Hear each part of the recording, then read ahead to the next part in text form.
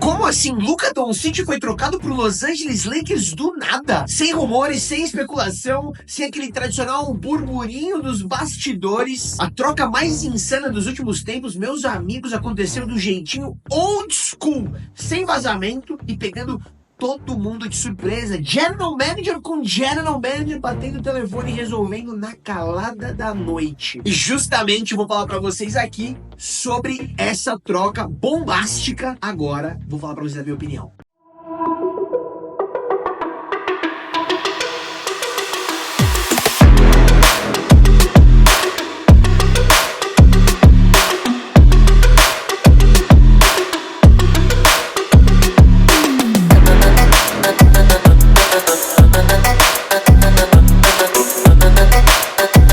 Bom, galera, nada acontece nesses esportes de elite na NBA, na NFL, enfim, nos grandes esportes, praticamente nada acontece sem que alguém já saiba com meses de antecedência. Se um técnico vai ser demitido, se um jogador vai entrar no mercado, todo mundo já tem uma ideia, os bastidores já começam a se falar. Sempre tem aqueles insiders que já sabem e começam a soltar um pouco de pistas do que pode acontecer. Mas dessa vez o Dallas Mavericks e o Los Angeles Lakers fizeram algo que hoje em dia quase nunca acontece. É muito raro. Uma troca fechada diretamente entre os general managers, sem envolvimento dos agentes, sem a influência das grandes agências que representam esses jogadores. E a grande questão aqui, meus amigos, é a seguinte: por que o Dallas Mavericks abriria a mão do seu melhor jogador de 25 anos, 5 vezes All-Star, e que levou agora há pouco tempo o time para as finais da NBA? E mais do que isso, um talento geracional. Luka Doncic é um dos melhores caras da liga e só tem 25 anos e pode ser um dos melhores ainda de todos os tempos, um top 5 da NBA para as próximas gerações, para as próximas épocas. Será que o Mavericks sabe de alguma coisa que ninguém sabe? Será que o Doncic tem problemas internos? Será que é uma questão física? Ou uma questão comportamental? Ou será que aquele lance dele poder daqui a um ano assinar o Supermax, extensão de contrato que pode chegar a 345 milhões? Dando uma apurada aqui nas notícias, tem quem diga que tem muito mais coisa nessa história do que a gente tá apurando agora. Deve ter muito mais coisa de backstage por trás ali que a gente ainda não sabe. Há quem diga que é uma questão de imaturidade. Todo mundo sabe que o Doncic, ele tem às vezes um comportamento meio diva, que é normal da sua geração e tá tudo bem. Outros questionam a questão da preparação física. Ele já teve várias, entre aspas, micro lesões, mas que sempre tiraram ele em alguns momentos. Mas também, meus amigos, 80 e poucos jogos, se o cara não tem o melhor preparo físico, é normal que isso aconteça. Mas ainda assim, estamos falando do Luka Doncic, um dos melhores caras da NBA. Não é qualquer um esse cara. Este menino Luqueta não é qualquer jogador. E aí você vai me perguntar, mas e aí, o Dallas saiu perdendo nessa troca?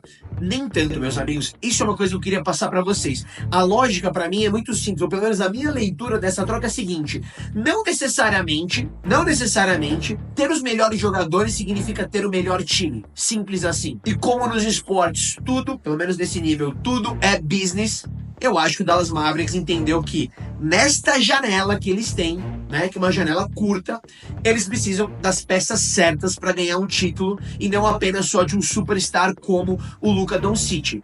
E eles querem tirar uma barganha, uma vantagem em cima do hype que ele tá vivendo, um dos melhores da liga hoje com 25 anos. Dallas Mavericks preferiu abrir mão do Luka para montar um time mais defensivo e mais equilibrado, e aí justamente que vem o Anthony Davis, um dos melhores defensores da NBA e um dos melhores defensores da NBA hoje disponíveis. Outros jogadores melhores ou iguais ao Anthony Davis não estariam. E agora Dallas tem um frontcourt gigantesco defensivo com Anthony Davis, Derek Lively, Daniel Gafford e além do PJ Washington e o Naji Marshall. Sem contar o Kyrie Irving. Ou seja, a identidade do time mudou completamente, mas é uma aposta para ganhar um título numa janela curta. E claro que tem riscos também. Obviamente, o Anthony Davis também tem histórico de lesões e tudo mais, e o Maverick pode ter aberto mão de um talento geracional por um jogador que pode não aguentar também uma temporada inteira. Pode ser, mas também tem outro lado, né, que é a questão do alívio financeiro, né? Mantendo o Doncic, os Mavericks precisariam pagar o maior contrato da história da NBA, que seria já na próxima temporada, quando ele conseguiria atingir o Supermax. E sem essa grana agora, eles podem distribuir melhor essa grana em reforços. E tem um ponto bem interessante, que é o seguinte: essa troca claramente significa que o Dallas Mavericks escolheu Kyrie Irving ao invés de Luka Doncic como a peça principal da franquia. Muito interessante ver como o seu principal jogador perdeu força depois de pouco tempo agora de ter levado o time para as finais. Luka Doncic perdeu força dentro da organização. E pro Lakers, meus amigos, essa troca talvez tenha sido a mais fácil da história do Lakers. Oi, tudo bom? Boa noite, querido. Você quer o Luka Doncic? Claro, querido. O que você quer? Eu quero Anthony Davis. Toma, meu irmão. Fica com Anthony Davis.